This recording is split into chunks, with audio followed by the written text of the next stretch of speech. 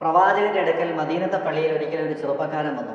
അയാൾ വന്നിട്ട് പറഞ്ഞു, അള്ളാഹുവിന്റെ ദൂതരെ, എനിക്ക് ജോലിയില്ല, എനിക്ക് വരുമാനമില്ല, ജീവിക്കാൻ നിവൃത്തിയില്ല, എനിക്ക് എന്തെങ്കിലും ഒരു സഹായം തരണം, സാമ്പത്തിക സഹായം തരണം. നബി തങ്ങൾ നോക്കുമ്പോൾ നല്ല ചെറുപ്പക്കാരൻ, അരോഗ ദൃഢഗാത്രൻ. പ്രവാചകൻ അയാളെ സഹായിക്കുന്നതിന് പകരം ചോദിച്ചു, നിന്റെ പക്കൽ നിന്റെ വീട്ടിൽ എന്തൊക്കെയുണ്ട്, എന്തെങ്കിലും സാധനങ്ങളുണ്ടോ നിന്റെ വീട്ടിൽ?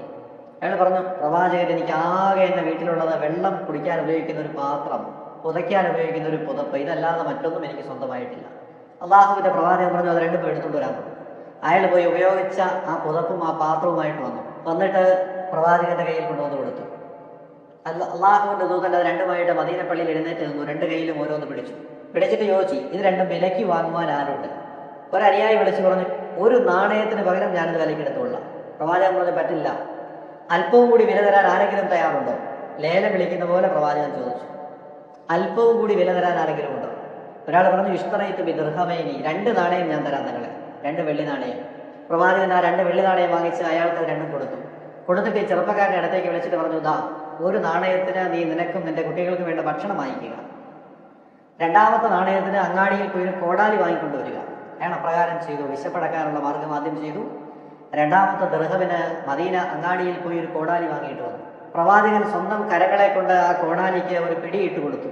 എന്നിട്ട് പറഞ്ഞു, നീ വനത്തിൽ പോവുക, മലഞ്ചെരുവിൽ പോവുക, നീ വിറക് വെട്ടി വൈകുന്നേരം ആ വിറകുമായി അങ്ങാടിയിൽ വന്ന് വിൽക്കുക. ആ വിറ്റ് കിട്ടുന്ന പണം കൊണ്ട് അതിൻ്റെയും കുടുംബത്തിൻ്റെയും ആവശ്യങ്ങൾ കഴിക്കുക, ബാക്കിയുള്ളത് സൂക്ഷിച്ചു വെക്കുക. കൃത്യം ഒരാഴ്ച കഴിഞ്ഞ് എൻ്റെ അടുക്കൽ വരിക. ആ യുവാവ് അപ്രകാരം ചെയ്തു. ഇയാൾ കോടാലിയുമായിട്ട് പോയി. അങ്ങാടിയിൽ നിന്നും അയാൾ വനാന്തരത്തിലേക്ക് പോയി, മലഞ്ചെരുവിലേക്ക് പോയി, വിറകുകൾ വെട്ടി ഈ അങ്ങാടിയിൽ വന്നത് വിറ്റഴിച്ചു. അയാളുടെയും കുടുംബത്തിൻ്റെയും ആവശ്യങ്ങൾ വാങ്ങി. നഷ്ടപ്പെട്ട പുതപ്പ് തിരിച്ചു വാങ്ങി, നഷ്ടപ്പെട്ട പാത്രം വാങ്ങി, പിന്നെയും പാത്രങ്ങൾ വാങ്ങി, ആവശ്യമുള്ള വസ്തുക്കൾ വാങ്ങി. എല്ലാം കഴിഞ്ഞ് ഒരാഴ്ച 7 ദിവസം കഴിഞ്ഞ് പ്രവാചകന്റെ സന്നിധിയിലെത്തിയപ്പോൾ അയാളുടെ കയ്യിൽ 7 ദിർഹം ബാക്കി ഉണ്ടായിരുന്നു. അല്ലാഹു റസൂൽ കയ്യിൽ പിടിച്ചിട്ട് പറഞ്ഞു, ദാ കണ്ടോ, ഇയാൾ എന്തെങ്കിലും യാചിച്ച് നമ്മുടെ അടുക്കൽ വന്നതാണ്. പക്ഷെ നോക്കുക, ഇന്ന് അയാൾ 7 ദിർഹമിന്റെ ഉടമസ്ഥനാണ്. നഷ്ടപ്പെട്ടതെല്ലാം തിരിച്ചെടുക്കുകയും ചെയ്തിരിക്കുന്നു, അതിലധികവും വാങ്ങിയിരിക്കുന്നു.